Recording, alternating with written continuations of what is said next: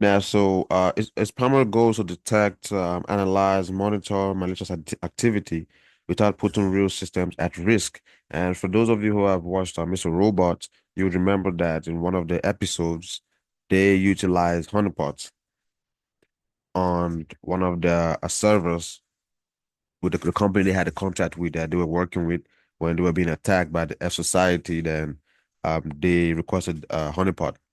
So basically, what honeypot does is creates a decoy system that attracts threat actors, just basically helping security personnel or security blue teamers basically or red teamers to simulate, to analyze behaviors of threat actors and to basically like see how they carry their attacks, where's the attack coming from, what kind of payload are they using, how are they doing it, what files are they looking for, and it's just on a lot because when you understand how they do this stuff, you could best defend against it. If you know that they're using like a Python script to try to brute force your SSH port, then there are ways you could prevent that now that you already know how they're doing it. So that's just the whole point of honeypots to like see how attackers do stuff and best prevent it. So what are the main purposes of honeypots? So honeypots are used to trick attackers into thinking they're assessing a real target while recording their activities for analysis. Sorry. So basically, honeypots they look legit, like they look real, like it could be like a real replica of an original system. Like if you have like a FTP honeypot, SSH, or honeypot like for website or something else, they look real, like exact, just like they copy and paste the original and just turn into a honeypot. That way it doesn't trigger or trip off the attackers, so they feel like, oh, this is a honeypot and they're gonna quit. So it looks legit, looks like the original one. So that's how it works, and it's able to trick attackers into kind of attacks. And it helps security professionals understand attack strategies and mitigate future threats. So I believe this is just self-explanatory. It like I use honeypots daily. I believe other people also use honeypots in the world, and it's helpful to understand attack strategies and just prevent them basically. And then we have types of honeypots. There's the interaction based honeypot where honeypots can be categorized based on their level of interaction. So there's a low interaction where you don't get too much information, probably like FTP, SSH, and like some other basic ports like that. You don't get too much information, but you still have something though, and you can still see the attacks that they use, but they're like high level interactions where you simulate a whole computer system, a whole server. So the low interaction uh honeypots, they're easy to maintain, easy to set up, gives you later information, but the information you get from the low interaction can still be used. It's still useful, but it's just not too much. And it's easy to set up, easy to maintain. While the high interaction, it's difficult to set up, it's difficult to maintain, cost money.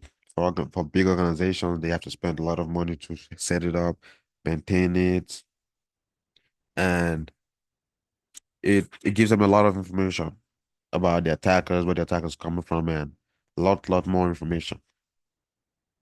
And like high interaction would be like simulating like a full system that attackers could like attack in real time, that they're going to interact with like a whole full Windows for PC or something like that, or like a big server. And yeah, then they have the purpose based, where a honeypot is made for a specific purpose. So there's what's it called? Production honeypots, sorry, and there's production honeypots and there's research honeypots.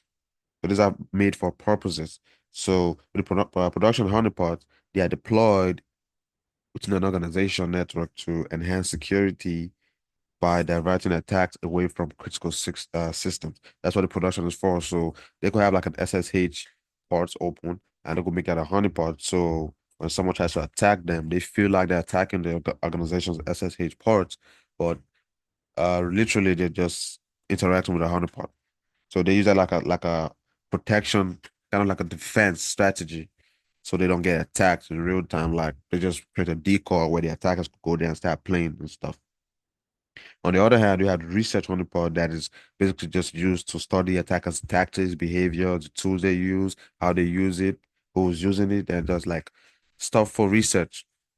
Like they don't want to attack you or like they just want to know what you're doing. How are they doing the stuff? Because if they understand how hackers are doing this counter these attacks, they could best defend against the attacks. So that's what it is for this research.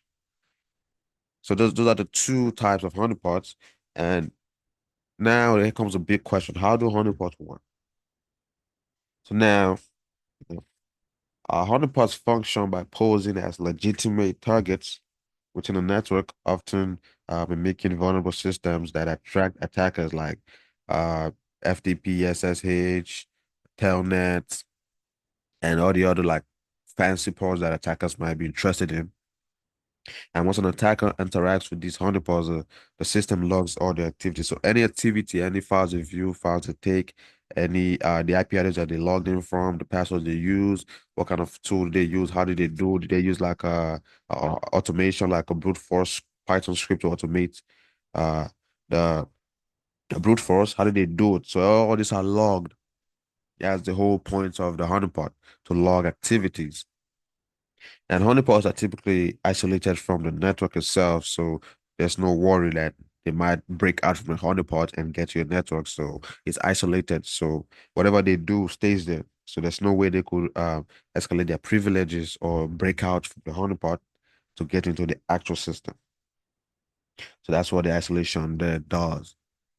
And when we look at the benefits of honeypots, they have the ability to detect threats. So I've seen some honeypots where they could like an attacker could interact with the honeypots, and some honeypots have some kind of trigger alerts where like if someone tries to connect to the port, it could like for a basic one, it could send like the security team an email with information like someone tried to log in with this IP address and stuff, or it could be like an alert, or they could like link it up with IDS, something like that, just so they get information or they get notification in real time as the attack is going on. But you don't have to do all that. But yes, ability to detect threats, and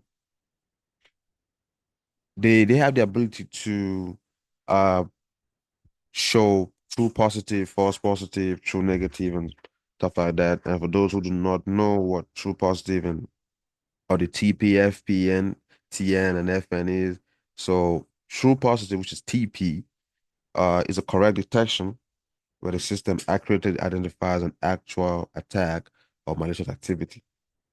So that when you hear TP, that's what it actually means. So the one that you should be concerned about with the honeypots is the FP, an incorrect attack where the system mistakenly flags legitimate activity as malicious. So sometimes um, the honeypot might flag legitimate attacks as malicious because sometimes an employee might try to log into the SSH ports without them knowing that that's a honeypot, and the honeypot is going to flag it as malicious.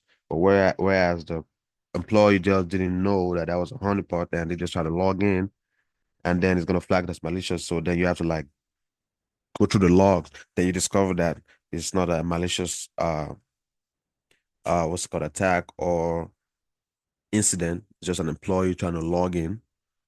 So you get it a lot with honeypots. So, but as long as someone interacts with the honeypots, it's gonna go off. It's gonna send you an alert or it's gonna start logging stuff. So that's basically what honeypot does. So that's just a short PowerPoint I had for honeypots. I believe it's self-explanatory and everyone should understand what honeypot is. That the basic definition is it is used to analyze threat actors' behaviors, their attack pattern, and their strategies. That's the basic definition of honeypots. So at this point, we would go into the demonstrations, which is the most important part of this teaching today, which is the demonstrations. And I'll start up my virtual machine. So for this webinar, I'll be using two machines. I'll use one to host the honeypot. I use another one to attack the honeypots. So we could see how honeypots work, how threat actors attack honeypots, and you could view the logs too to see how login works in real time. Close this.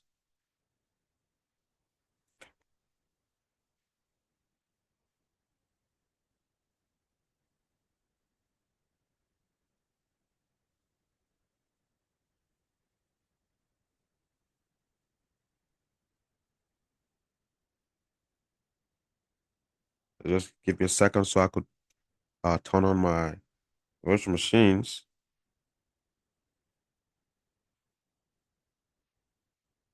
I think I already have them.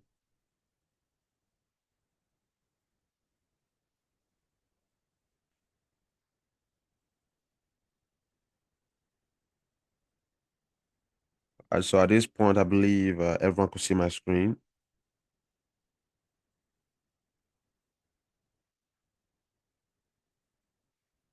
And just a quick reminder, as I am doing the demonstration, I do not check the chat. So if you have a question, you could drop it in the chat and somebody will get to it and let me know, or you could just hop on the mic. But when hopping on the mic, you don't want to like cut me off because that's not very nice.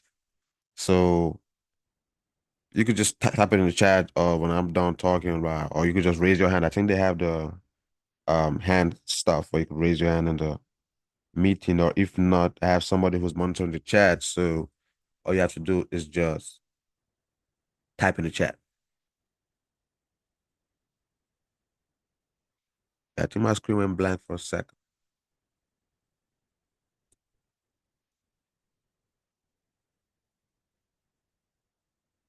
All right. So can you see my screen clearly? If you can't see my screen, if you're on your mobile phone, I think they have a feature where you could like zoom in with your fingers, like you just do a little pinch and you'll see clearly.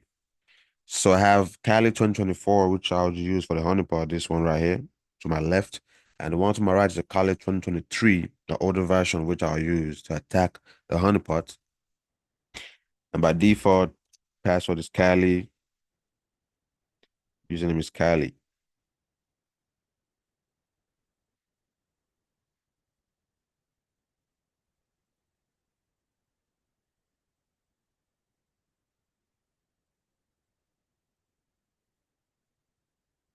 All right, perfect. First, I'll become root.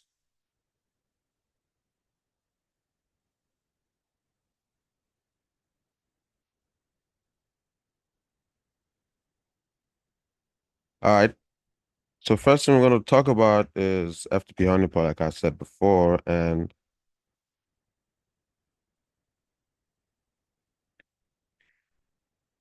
so I have this script on my GitHub page that I would drop after the end of this demonstration, where you could go and clone it to your Linux machine and kind of play with it and see how attackers use, I mean, sorry, security teams use honeypots. And you could like download another virtual machine and just try to attack it and see and look at the logs and see how honeypots work. So this is an FTP honeypot, and when you download when you clone the repository, so the first thing you have to do is go to your your directory tree, which you could do CD with the /ls. So you have to create a folder called FTP home right here, and you can simply do that using mkdir then FTP home, and you could do that, and all the files you put in this directory is what the attacker is gonna see. So if I open mine, see I have about 5 files with one folder right there. So anything you put in here could be a PDF. Any file you put could be an exe, whatever you want the attacker to see, how many folders you want this to have that you want the attacker to see on their end, you put it right here. So if you do not have the FTP home and you run the script, it's not going to work. So first you have to come here, do mkdir FTP home, then put the files you want the attacker to see. Then go back and run the script, then this should work fine. So I'm gonna go back to my honeypot and start the honeypot so you'd see how it works. So the honeypot file here is the b.py. This is the honeypot file, and I'll talk about this as time goes on. And this is where the logs will be stored. So I'm gonna delete this one so we have fresh new logs.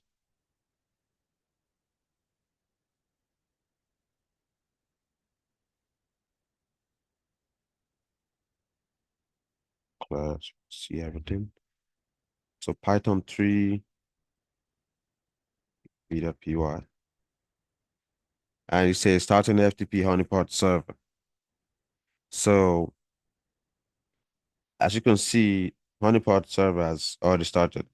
So when you go to your attacker's machine, so it's not going to show you anything further than this. It's just going to be like this until you go view the logs. So even when we interact with this honeypot, you're not going to see anything here. So first I'm going to do, nmap with my IP address to see which ports are open. And we have only one port, which is port 21 open FTP, which is our honeypot. And when you use nmap, you see it doesn't look like a honeypot. Doesn't look like a honeypot. It's just like a regular port 21 service. And what attackers would do is they would do the aggressive scan because sometimes with FTP, we all know that FTP is not too secured, and you could log in as an anonymous user. So with a -A,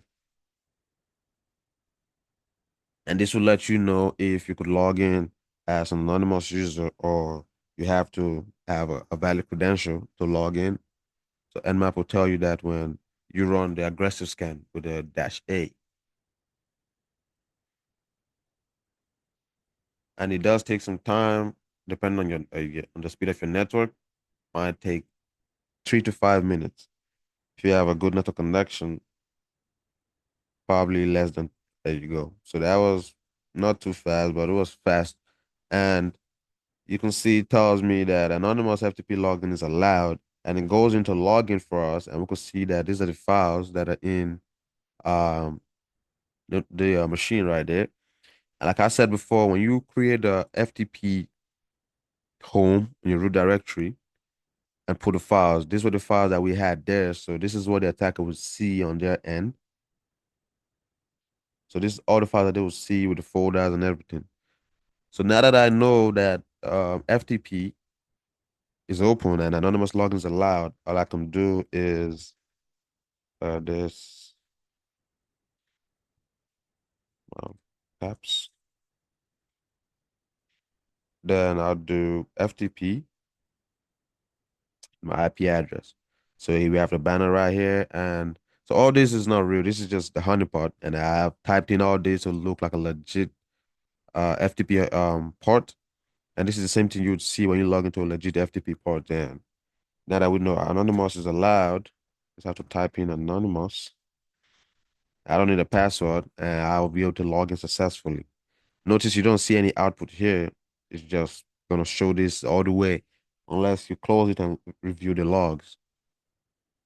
So now hit dir, sorry, dir. Now we see all our files. So thinking like an attacker or a hacker, right? And if you want to, when you get into the FTP honeypot, the first thing you think about is to get files, to steal files, because it's a file transfer protocol. So it's basically about taking files. So you could use the get command. So what they would do first is use the get command and start taking files. So I could take the confidential .txt, and we've already taken that one. So it's going to be downloaded onto our machine. And I'll take the next one.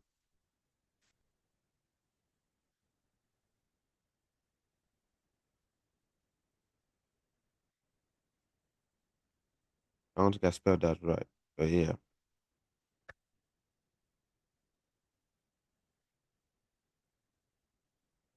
there you go. So we already have that in our machine. And You can keep doing that until there's no more file you have to take. And all these files, they don't have, they look like they have something in them, but they don't have anything in them. And I could simply do exit, hit ls, and oh, I did in the wrong directory.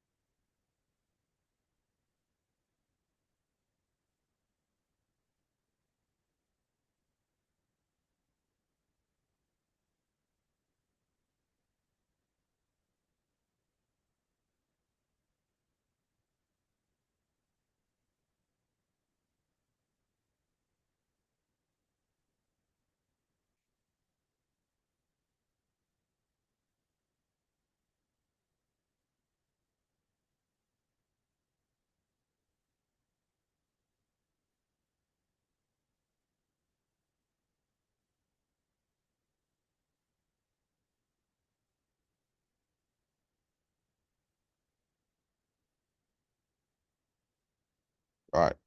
So we already have the files in this directory now. So I'll hit exit, ls, and we can see we have the two files that we took right here.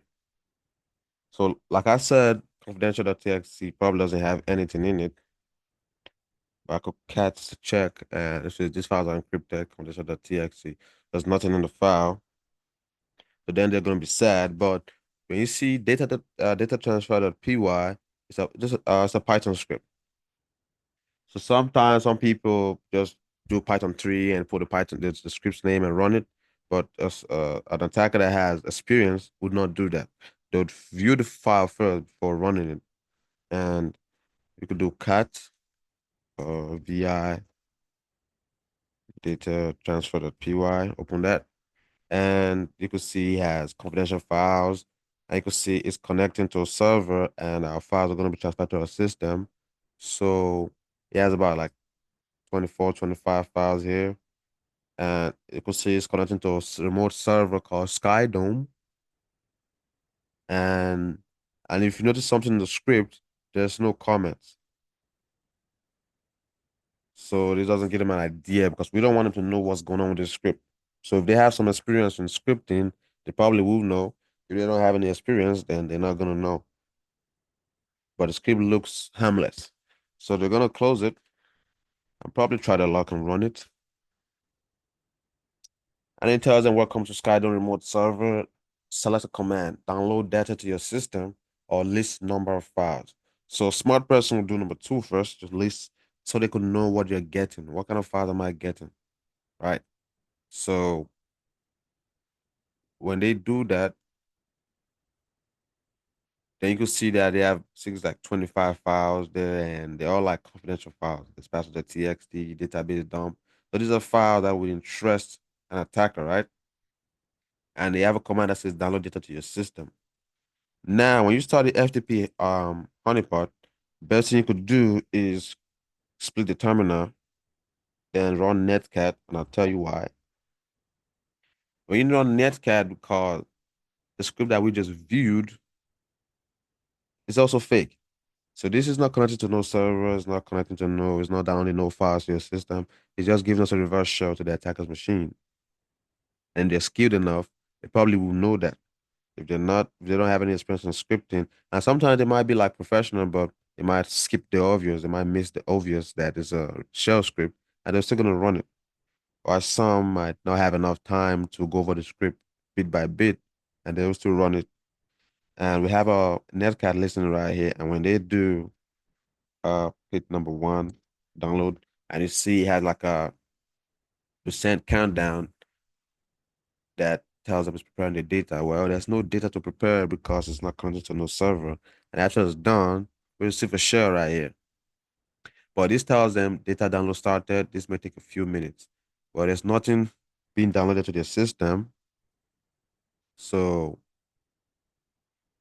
but they're gonna have to wait. But now we have about 3 to 5 minutes, probably more or less, depending on the patience of the hacker. Because if they wait for too long and they see nothing's going on, there's no data being downloaded, there's no output, something like that, they might close it. But now we're already in the system. I could do LS, I could do OPT, hit LS, I could see their files in the system. And this is the folder we're in right now. Just came out from there. And we could try to delete the machine with the RM slash dash RF. We could do that too, but I'm not gonna do that. You can also take files, view files, run commands and stuff. And if he gets tired of waiting and tries to exit with Control C, you see that it doesn't exit. It's like it's tied to us, like we're tied. You can't break out unless I say so. Unless I hit Control C from here. No matter how he hits Control C, it's not gonna change anything. We're still in the system. Unless he uses this X right here, close the whole terminal, then we would lose connection. So when we're doing what we're doing and we see that this little hash right here keeps going down, then we know that the attacker is pressing Control C, meaning he's about to close the terminal or about to end the script. Then that tells you that you have to be fast. So whatever you're doing, you gotta speed it up because he's about to close the connection. That's why this whole feature was there, because when he is Control C, then you know that he's probably about to close the connection. So whatever you're doing, do it fast. So at that point, if you have nothing else to do and just want to make him have a bad day, you can just hit RM dash RF, little sign right there. Or you could do without that and hit enter, and he probably will have a bad day. But this is my machine and I'm not gonna do that. But as the case may be, you could do that too. Because you could run commands on his machine because you have shell. So that's one of the ways where FTP honeypots could actually be useful, where you could get shell into like an attacker's machine, see all the files that they have, take some files from them. And I kid you not, security agencies like the three letters agencies like FBI and the other agencies and police, when they use honeypots, and you hear on the news where they say uh, the hacker was in possession of like 1,000 credentials or this and that. Some of the ways that they found out was through honeypots. I mean, they say hacking the hacker, so they've hacked the hacker and they have access to their machine, and they could see how many files they have, what files they have, and they download all those files to their system, and they carefully analyze all those files and discover that the hacker was in possession of some kind of confidential information, kind of finds information, or like he already hacked a company. This is one of the ways that they find out that the hacker's done something like this. So that's for honeypots, and like I said before, to make this work, you have to go into the file tree and make a folder called FTP home and add all the files that you want in the attacker to see. So I'm gonna close this and you see that's when it's gonna end right here. So unless I say so, he's not leaving. That's one of the fun parts about this script. And if we were to review this script, go back again.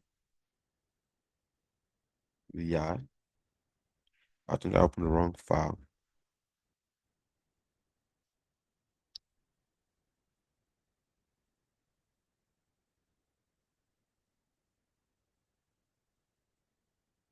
So I have this script also in the repository where I have the FTP honeypot. But when you want to utilize this script, this is what you have to change. You have to change this too. This is my machine's IP address. So you would put your machine's IP address, the one hosting the honeypot. You put it right here, and you specify the ports. So I was using port 4443, not 4444 like everyone uses, and that's the reason for that. And you specify your ports. It doesn't have to be 4443. It could be anything you want. Could be 4444, it could be 4445, anything you choose to, but you have to just change these two. Every other thing in the script remains the same. Just change these two and then just upload it to the FTP home, and that's where the attacker would see it and probably get it from. So that's for FTP honeypots. I believe this was clear enough and simple enough that all you have to do is just create your FTP home, start up b.py, and just wait for the attacker to do everything. So it's easy. So I'll close this. Now we're going to review the logs. Now, when it comes to FTP logs, FTP is kind of difficult to review because the logs are just too much. It has a lot of logs and it takes time to review. Like you have to like have good eyes and go through the logs bit by bit to actually understand what's going on. And for people who are not too good with like text and other stuff, there are ways you could configure your your honeypot to generate the logs in the HTML format. So that way it looks all like it has a good design and looks beautified. That way it's easy for you to go through the logs. But for me, I use text, the old style. Lab this. All right. So you can see that just we were in the honeypot like 10, 20 minutes and we have all these logs that we have to go through. So, and this is a lot. But if you go through them like bit by bit, it tells you when the attacker connected. So connected from this IP address. So see the IP address, see the port right there. FTP session was open. Connection from my IP address right here. It was closed when we went back again. Same IP address. The banner that we saw. User was anonymous, so we logged in as anonymous. But we didn't use a password, so we're not gonna see no password right here. So that it's gonna show us what files did the attacker take, and that should be somewhere down here. So you just have to keep looking. With SSH, it's not this difficult, but with the FTP, the logs are just a lot, and you have to keep going until you find what you actually want. And you can see retrieve confidential the TXT. It took this one. So file download detected. So it tells us that they took this file. Then I think we took two files. So yeah, when we try to do the data transfer, I didn't spell it right. So another file transfer detected the data transfer.py that we took. So you could see that it tells you how many files they took and the IP address the attacker was using, the port it came in through, the username. If there was a password, it tells you what password they used. And this is like a low interactive counterpart, gives you information you could actually use, but not too much, but some information. And keeps going down, down, and down. So it's a lot. But you could spot out like the basic information that you need to actually carry out your investigation or just have an idea of what the attacker was doing. Now we already know that they stole two files. They came from an IP address 192.168.232.135 on this port. They logged on that as anonymous. They didn't use a password. So we have some information, but not too much. So that's just for honeypots. You could have like a whole virtual machine and like where you have some virtual machines that have ports open where you could attack. You have a virtual machine, set it up as a honeypot, have all the ports as honeypots, and just review the logs. You have like FTP, SSH, VNC, and all those stuff. All of them will be honeypots. So clear this. That's for FTP. And because of time, we'll look at hold on. Yeah. As you can see, I have lots of honeypots, some that I wish I know on this machine, but I also have the dark market, which simulates a dark web marketplace. And it has some additional features that requires it uses an API key. But we're not going to go into that today because of time. But next thing we're going to look at is SSH honeypot that has a lot more information and it does a little bit more than what the FTP honeypot does. So again, we're going to the SSH honeypot. So for now, the SSH honeypot is not on GitHub yet, but it will be soon enough. But at the moment, the FTP is already on GitHub. So after the session, you could go on GitHub, clone it, and play around with it. And I know some of you might have questions about the class, but being uh, about what just happened right now, I cannot unlock the chat or allow you to share your screen. If you have questions, you could send them to me on X at official white. Type my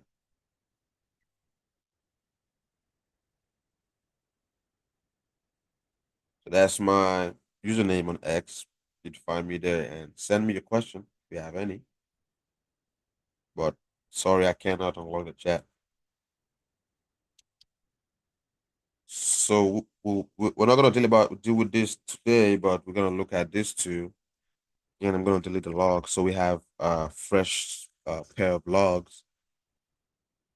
Only thing we're gonna do today is the SSH honeypot.py. It's a Python script, and all these are written in Python.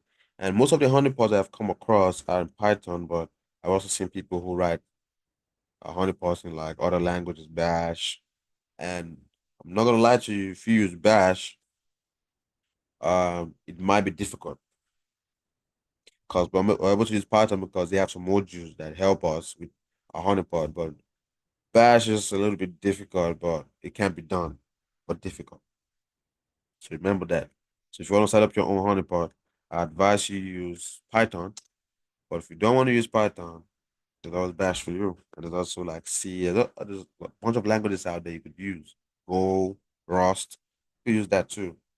But Python it just makes it easy for you. So again, we'll do nmap scan, and we have port 2222 TCP open SSH. So some organizations use port 22 for SSH. Some use 22222 for SSH, trying to isolate their ports because attackers are familiar with the port 22, so they could like carry out a automated attack and stuff like that on the port. But organizations try to like isolate their own ports with port 2222, trying to like mask their ports. So that way, if an attacker tries to like scan the IP address and scan for port 22, they'll see that it's not open. So they might just like, oh, give up. Whereas the port which SSH runs on is 2222. So that's what we're going to use today. Again, we'll do the aggressive scan, see what kind of information we could get. And like I said before, this probably will take more like 3 to 5 minutes, depending on your network. If you have like a strong internet connection, like I do, probably take you 2 minutes or less. So we could see the SSH port. Now the version is Paramico Python SHAD. So organizations use Paramico SSHD protocol 2.0 because it's more secure than the SSH protocol 2.0. So the connection is much stronger than other versions they have out there. So when you see Paramico on the version of the SSH port, you should know that it's secure. So why I did this, because if an attacker see Paramico, then it might be more intrigued to see like what are they hiding, because Paramico is strong. It's a strong security protocol, difficult to break. So they might try to break it because you have to have something that's worth somebody breaking into your ports. That's why you have like a tight security. So hackers love a challenge. So they're gonna want to break into that port and say, what are you hiding?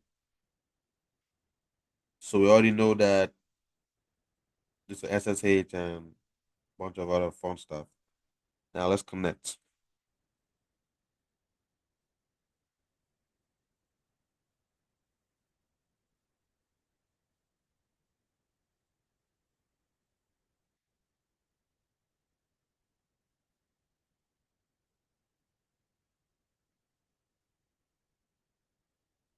So it says verification failed because I tried to do this before, and I also have the past key saved. So all I have to do is just delete the key.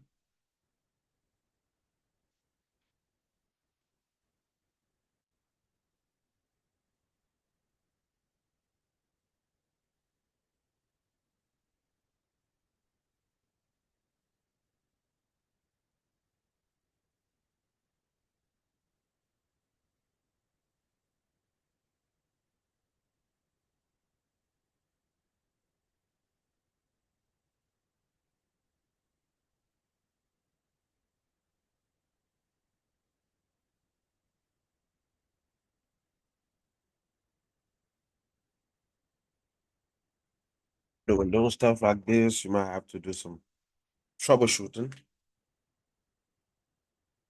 Let's see, what does it say? Then it's not gonna let us in. Part 22. Verification failed still.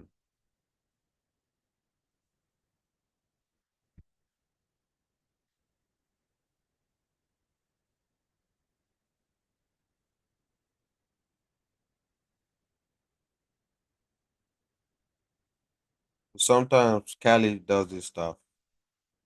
So what I'm trying to do now is delete the passkey that I had saved in my machine for the SSH port.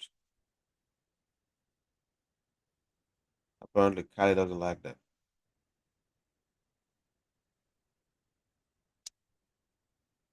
So it says not found.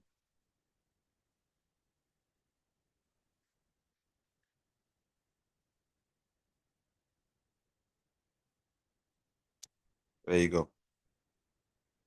So Kali has a way of acting up when you need it the most.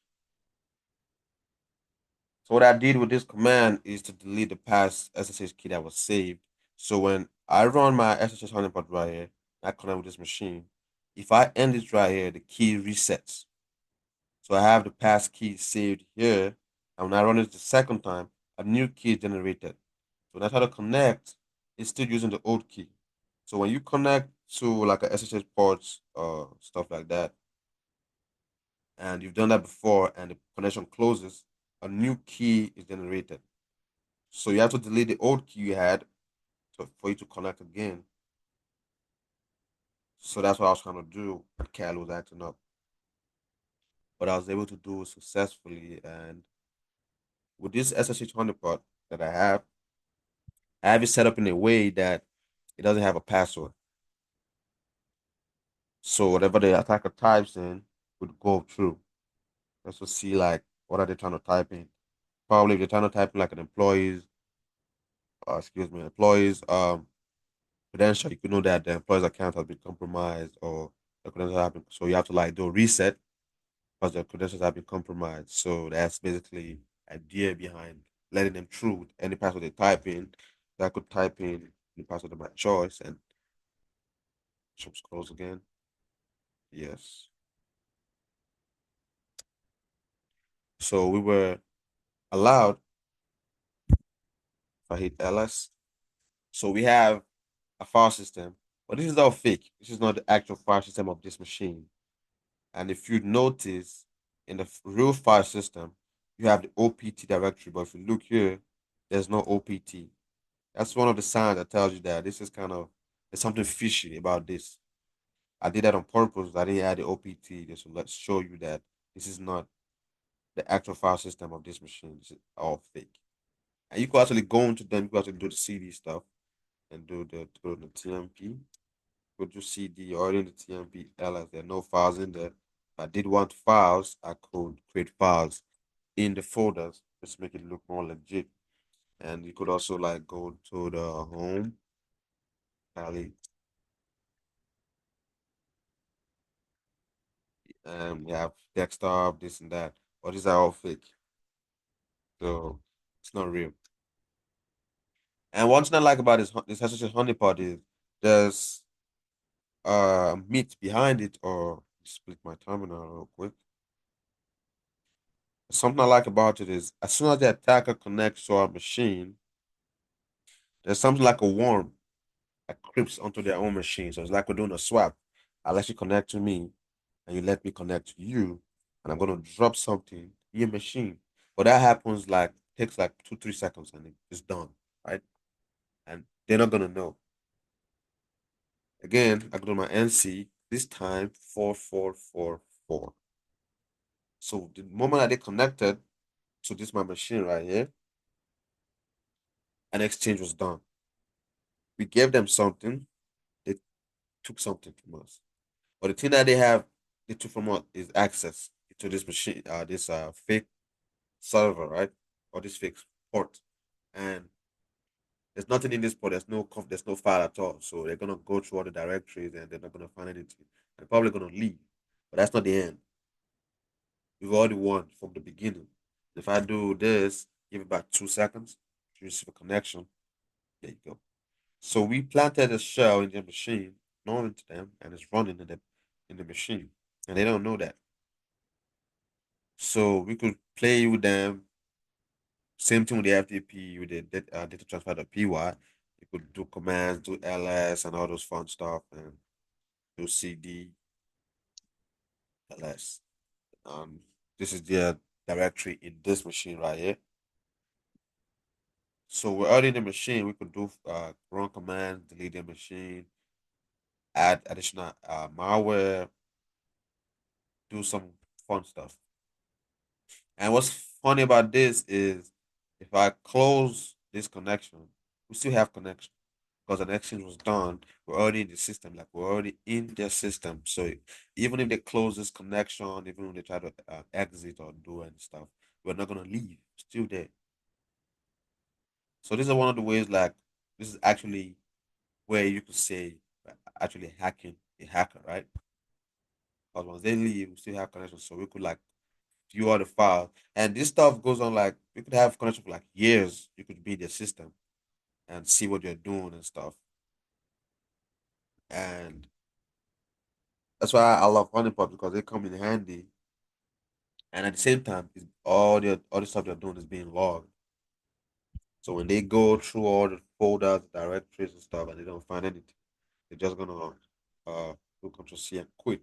But notice that we still have open right here. So you have connection right here.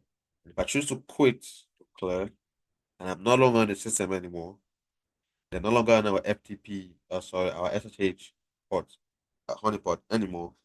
I go back again and I do my end that. Give it. Now there you go. We have connection again. So this is for life. Why did this happen? Because they made a simple mistake of trying to connect to us. So this is one of the honeypots where like I actually like cause with the FTP, the attacker has to download the file, has to run it first, and when they close the terminal, it's gone. Of this one, we've planted a part of ourselves in the machine, and we could always run our shell anytime we want, even if they don't connect to us. So the whole idea about this honeypot is probably we don't want to see their tactics and stuff. Although we do get their tactics, we see what you do and stuff, but the whole idea is the shell. Now we're already in your system. We can see everything you have, see all you do, we spy on you just by you connecting to our system without a password and nothing. So I feel like this is cool, and I feel like you feel the same way too, but you just can't uh relate that because chat is closed. So that's what it is. So and I'll release this. I don't know when, but when I do, I'll let you know on X. Same way you heard about this meeting today. So and setting it up is pretty easy. Same thing you have to do is just go to your directory and create a file for the SSH home. It's FTP home, SSH home. Then put your files in there. But setting up the SSH is kind of a little bit stressful because you have to create all these files yourself. So whatever file you want them to see, you must create them yourself. So you have to create all these files, go in the files, create more files, and drop like files that they would like to take from this just to make it look real. Because if they hack or connect to your honeypot and they don't see any files, you might piss them off or spook them. You don't want that. So yeah, that's what it is. And hit ls. So we have our honeypot file right here. Go ahead and catch that.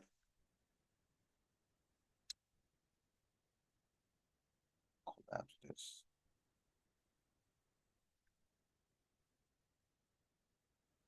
So this one also is not that long, and but it's also easy to like understand. So this is when we couldn't connect. So I think the connection starts from somewhere down here where we set the connection from 192 ending with 128 on port 41502. Then I think he also broke here because of the SSH key stuff. I think it came along somewhere down here. Yeah. So I set a connection from is an IP address. They connected, and you should see how they logged in. So username. So we use user. We did the see it right here. User. This was the username we used, and password. I didn't type anything. So that's why there's no password right there. So this says it's reverse shell connection failed. Yeah, this is also gonna be there, but connection the shell works. You can see that. So I have the IP. Then it shows you the commands that they ran on while interacting with the honeypot and the file that they took. They ever did take the file. And you can see I did ls. I saved it into TMP.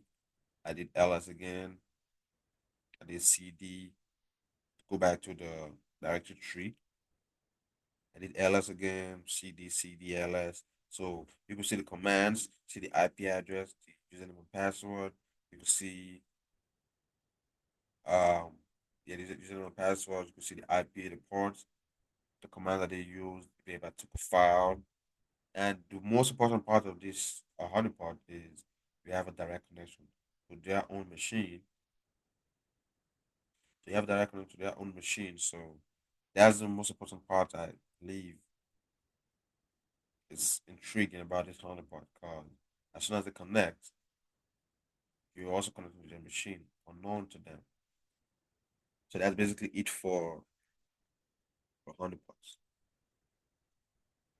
And since we have a little bit more time left, I'm not gonna go into depth into the dark market honeypot. Just gonna do a little talk about it.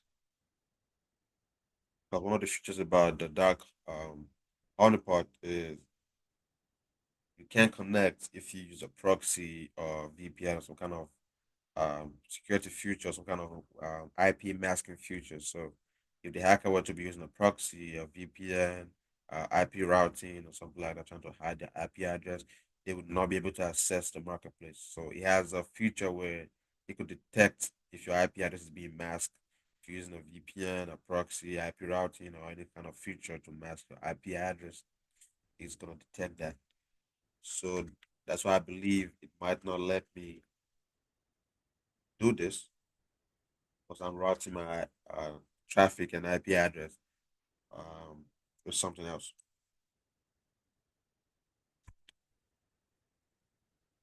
So hopefully it does let me, but I doubt it.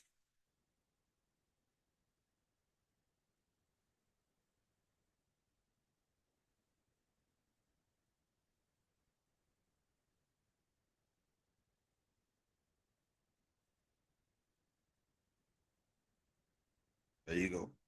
So this is how the dark marketplace looks like. So you have your products. It's not going to show until we log in. So you have to type in your email, type in your password. And most of the time, hackers might use dummy emails, which is fine. Some might, like some script kiddies, might use their real email, which is also fine too. And that helps us like narrow it down to who's actually accessing the honeypot, because a lot of information can be got from just your email address. And I've seen some situations where person's house address was found just by somebody knowing their email address. So that's how critical it is. So I'm just gonna type a dummy email. Doesn't let me do nothing. Maybe I just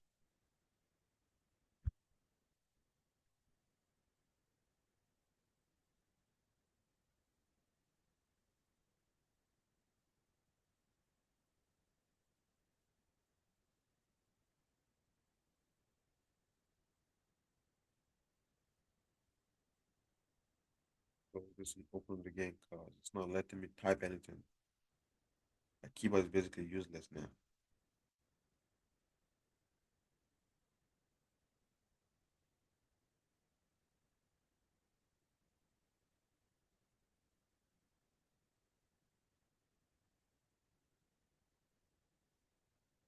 Oh. That's why.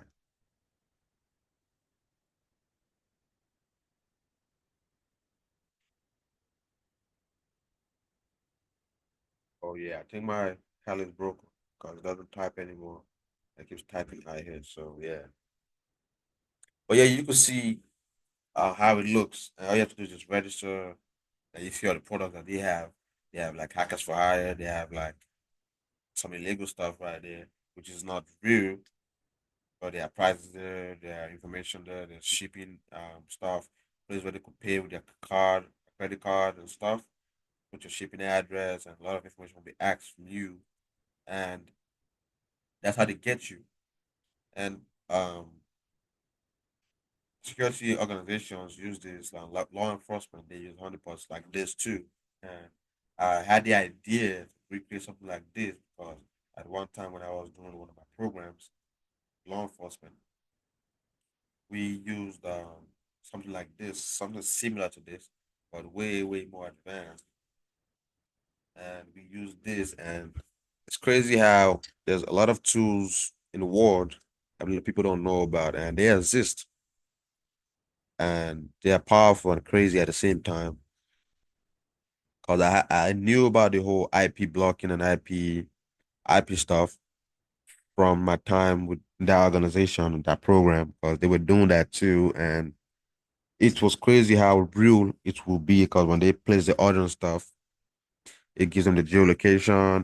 Even if they're using a VPN, if they're able to like bypass the login page and then go back and turn the VPN on again, when they will place the order, it would take the IP address from not their system now, but their browser. So there's two ways your IP address can be obtained. That's why when you click a link and someone gets your IP address, you begin to wonder about it. I had my VPN turned on.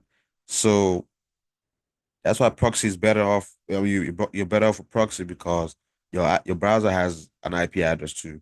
Your machine has an IP address. So the link you click, it's not pulling the IP address of your machine, but your browser, because they're the same IP address, just operating on different, like they're separate. The browser is taking your IP address. That's where you could browse the internet, and your machine has its own IP address. So your VPN most of the time does not cover your browser, but your machine, because it's securing your traffic and all those stuff. But the browser still has your real IP address. That's where your IP address will be taken from. So you could note that. So so we still have 10 people in the chat. And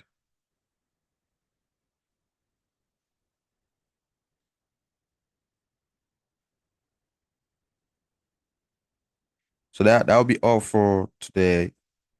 I'd really love to take some questions. Let me see. But I can't just open the chat. So at least some people can turn on their mic, I think. So if you have questions, you could turn on your mic if you would want to. But other than that, you can't use the chat.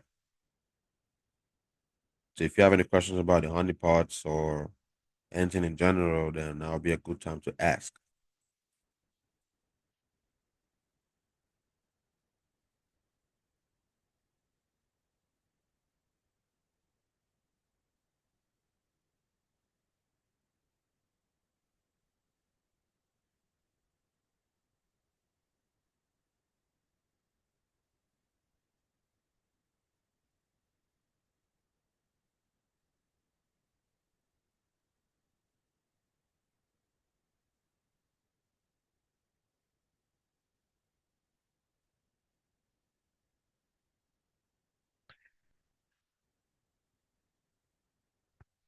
All right, so I think it was quite clear to everyone. There was no question at all. So I have a question myself. So in regards to Reagan, she hit me up this morning and she wants me to give out a track voucher to someone. And I think y'all could turn on your mic because I have a question myself since you know I have a question. So if you can answer the question, get yourself a track voucher. If you can't, I get to keep my voucher. So when I spoke about Paramico being a version of SSH, what is Paramico SSHD Python Protocol 2.0? mean being a version of SSH?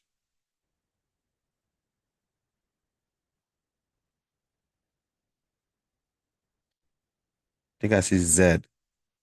He won the last one. Might win again.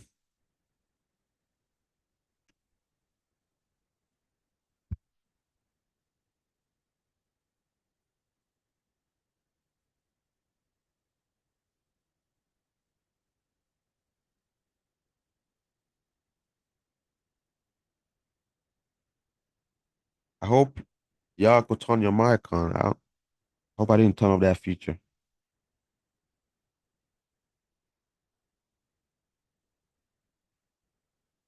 If you need me to repeat the question again, you could let me know. I'll repeat the question one more time.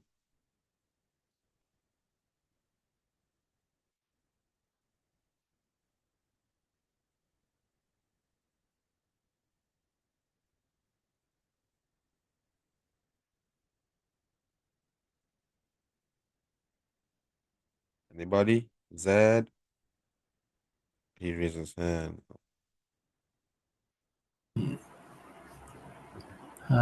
Thank you so much. Can you hear me? Oh yeah, I can hear you. Um, well, at some point I got disconnected. So, but while going through everything you said, I Mm-hmm. think Paramiko, to my own understanding, Paramiko is a library, right? Hmm. That that's is a library. It's a library. It's Yeah. a Python library. Yeah, that enables you to create SSH connections between a remote machine and your local machine. That's just what I understand about it. Okay, so if you're doing like a pen test and you do an Nmap scan and you see Paramiko as a version of SSH ports, what would come to your mind first? It's, probably honeypot. Nah, try again. Or what would you think when you see protocol 2.0 as the version of SSH port? First of all, what does SSH like when you hear SSH, what does that S stand for? Secure. All right, so when you Secure see protocol 2.0 and Paramiko, what comes to your mind? means secure. I mean, it's a lower version, so it's probably not so secure. Something like that. Try again, man. You're almost there. Close. Eh, Yeah, close. There's something you said before you said the last thing you said. That was probably the answer, but you just have to rephrase it. I mean, the version of the SSH Yeah, is Paramiko 2.0. Yeah. yeah, the Primico 2.0 is a much more secure version. Something. Oh, yeah, yeah. Yeah, you had said it before, but you just have to rephrase it with like adding more because it's more secure when I think Light had a hand up. Yeah. Yeah, so you're right. So you winning the second time again. So Dang. yeah, that's crazy. Thank you. Light, you have something to say? Oh, good evening. He already got the answer, so I think. I mean, it would be you can also say it too. Oh, okay. I So, I say. um, it's more like a secret tunnel, a secure secret tunnel that it's known for. Yeah. Oh, yeah, So, that's right. All right, so I'd ask you one more question just so you could also attempt to win your own track me voucher. All right. And when we did, I don't know if you were here for the FT when we did the FTP honeypot. Were you here when we went over the FTP honeypot? yes, but I was in between because of my network. All right. Yeah, you could attempt the question, but when we did the FTP honeypot and we tried to log in, how did we log in as? What? How did we log in to the FTP honeypot? Um, you use the Python 3b.py Yeah, how to did we log in. log in?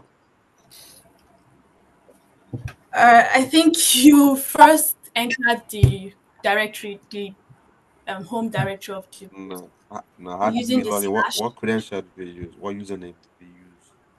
You used the IP address Now, and What username did we use? I didn't really see the username. I think I just saw FTP at. I Like really do not know. just to jog your memory, it starts with an A. I really. Think. Just try. Um, how would I help you now? I feel like to say. I think Zed. I don't want Zed to win this again because he has only one. I know he knows the answer, so see if somebody else want to. But just think, it's we use an A. We didn't type in the password, but we use a username. Admin. Nah, something else. Think.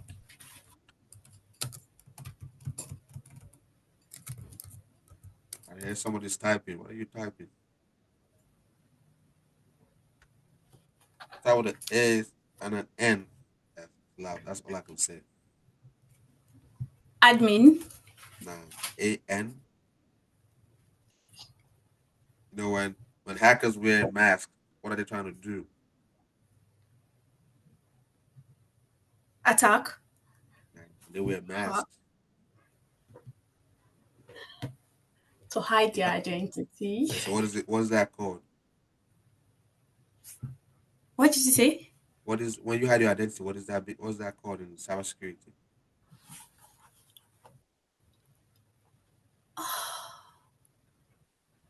It's not coming to mind. So what is the most one of the most popular hacker groups in the world?